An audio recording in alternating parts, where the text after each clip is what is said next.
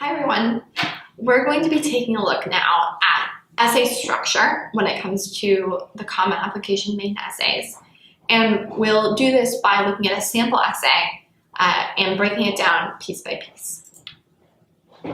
So one good way to approach your essay structure is by beginning with an anecdote, moving on to provide some kind of context for that anecdote, introducing a conflict or a problem or dilemma, resolving that problem or dilemma, and then reflecting on the experience at hand.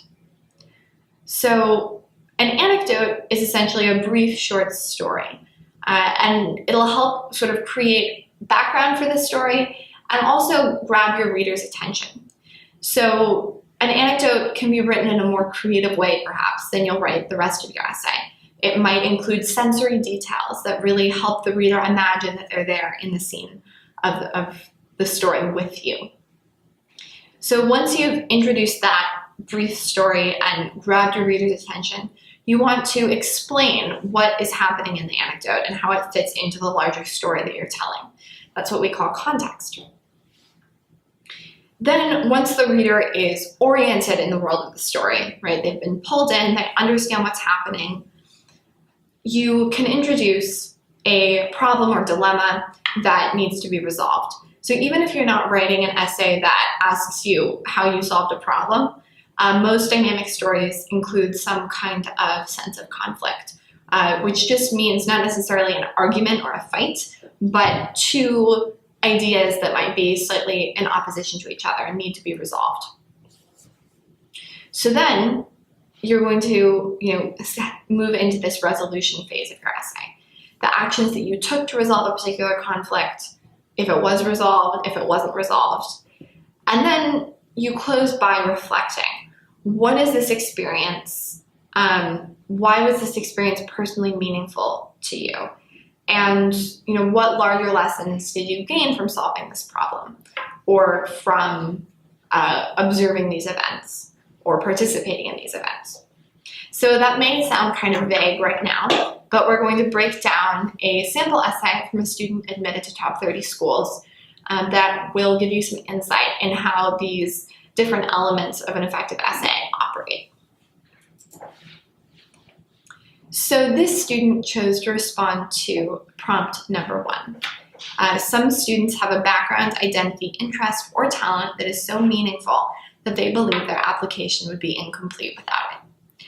So the background and interest that the student chose to write about was her interest in Indian dance and how that developed into a passion for learning about other cultures in general, and even sort of sparked her interest to study abroad and learn about different places. So here's how she opens the essay with paragraph 1. Here's her hook. Tiny gold bells on the edge of my red yarn dress collided and brought a spontaneous harmony to the traditional Indian music. I was too young to understand the meaning of the Indian love song, but I enjoyed moving my hands up and down while wiggling my hips to the beat of the music. I spun in one direction and then in another, making my dress bloom outwards like a flower in the dark. Smiling to the hundreds in the audience, I felt honored to celebrate a history and culture different from my own.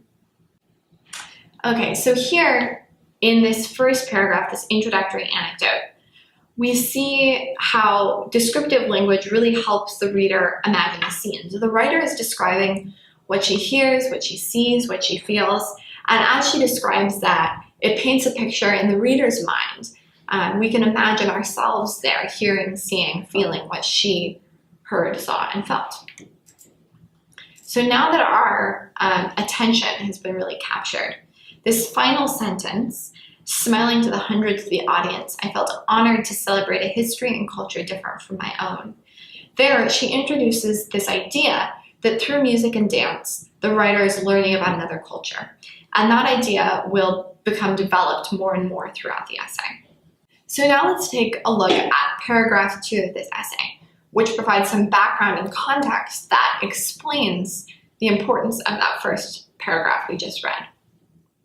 So here she says, Living in China, where there is relatively little cultural diversity, I never thought I would end up learning Indian dancing.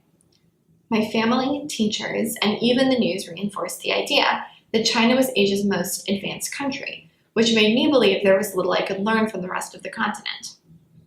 When India, Pakistan, or Kazakhstan were mentioned, all my limited understanding could imagine was floating dust and extreme poverty. I have never been to these countries, but I had only seen pictures and videos about them that highlighted disaster, drought, and violence. My bookshelves were lined with Chinese classic works, and I hardly paid attention in class when the teachers mentioned other Asian countries. So in the first part of this paragraph, the writer explains her misconceptions of other Asian cultures prior to learning Indian dance.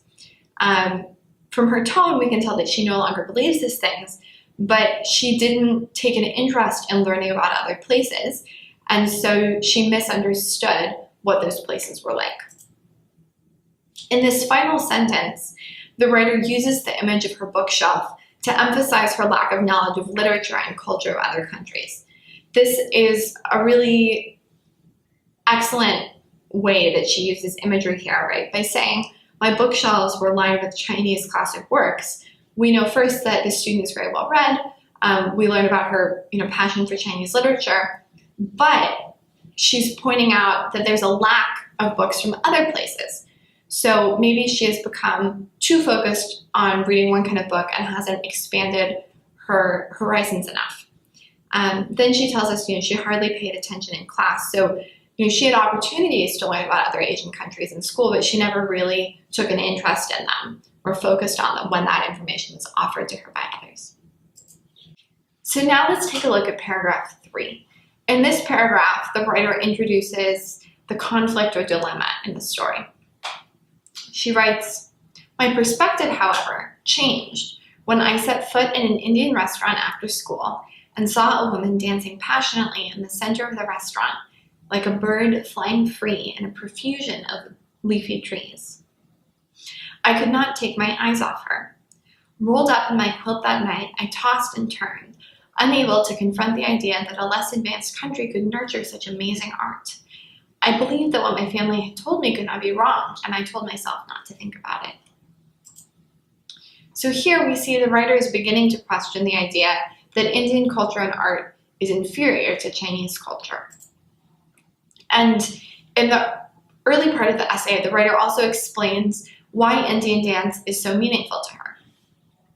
So now, in paragraph 4, the student continues to develop this conflict or dilemma that she's experiencing, and also starts to develop the resolution to this dilemma. She writes, however, I still dreamed of that woman and her dancing in the following nights.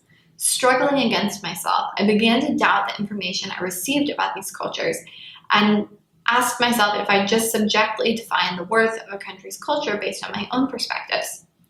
At some unknown moment during these reflections, I came to find myself changed. I returned to the restaurant the following month and asked the charming woman to teach me this mysterious dancing. It was the first year I learned Indian dancing and the first time I made contact with a culture outside my own. So here, in the first part of the paragraph, the writer continues to question the idea that Indian culture is inferior to Chinese culture. Midway through the paragraph, as a result of questioning her beliefs, the writer comes to value Indian art and culture and decides to learn more about it. This doesn't mean that she's devaluing Chinese culture, but she begins to appreciate that there can be a multiplicity of valuable cultures and kinds of art. Finally, in the last sentence, the writer explains why learning Indian dance was a significant and meaningful experience. Then in this next paragraph, the student continues to explain this resolution and begins to reflect on the experience. So she writes, after exploring the beauty of Indian dancing, I started taking my first small steps outside of my national cultural borders. No longer sticking to familiar Chinese literatures like Dream of the Red Chamber or studying Chinese histories, I began touching Japanese literature like Grief Grocery Store by Higashino Kyogo and learning the Korean history of the Goryeo dynasty.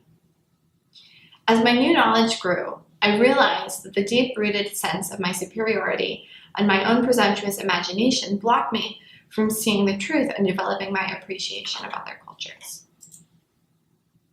So in the first part of this paragraph, the writer shows how certain experiences and the experience of learning Indian dance made her want to learn more about other cultures. Then, the writer uses the image of her now more diverse bookshelf to show how her perspective has changed.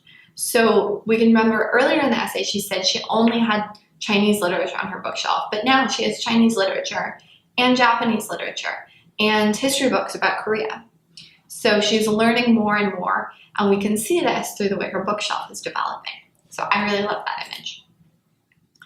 Lastly, the writer reflects on how her new knowledge has enriched her life, that she's begun to appreciate these other cultures, and she's learned as a result of Indian dance.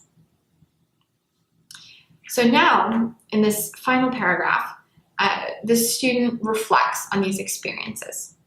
She writes, "I learned that a culture cannot be defined by TV news, several pictures in a textbook, or the opinions of people in other countries." So that's a lesson that she's learned, stated very clearly here. "While it might not be possible to fully know another's country, if we approach this endeavor with empathy and understanding, we might be able to learn just a little bit better. Reaching outside my own culture and learning about other societies has been a journey. I began this journey dancing in my red yarn dress, but I hope to continue it by exploring and studying about the rest of the world, outside Asia, and one day to understand the connections that bind our planet together." So here, the writer begins her reflection by summarizing what she's learned by exploring Indian dance and literature from outside of China. She clearly states the lessons that she has learned from this experience. And then the writer closes the essay by reflecting on what she hopes to learn in the future, which really broadens the essay's scope beyond Indian dance and Asian literature, and relating it to lessons about other cultures around the world. Now, we've taken some time to closely read a student essay and examined how that student uses anecdote, how she provides context for her anecdote, how she introduces a dilemma, describes the resolution to that dilemma, and then reflects on the experience and what she's learned from it. Those are all key elements of any successful essay. And so as you begin to write your own essays, think about how you can implement those methods in your own writing.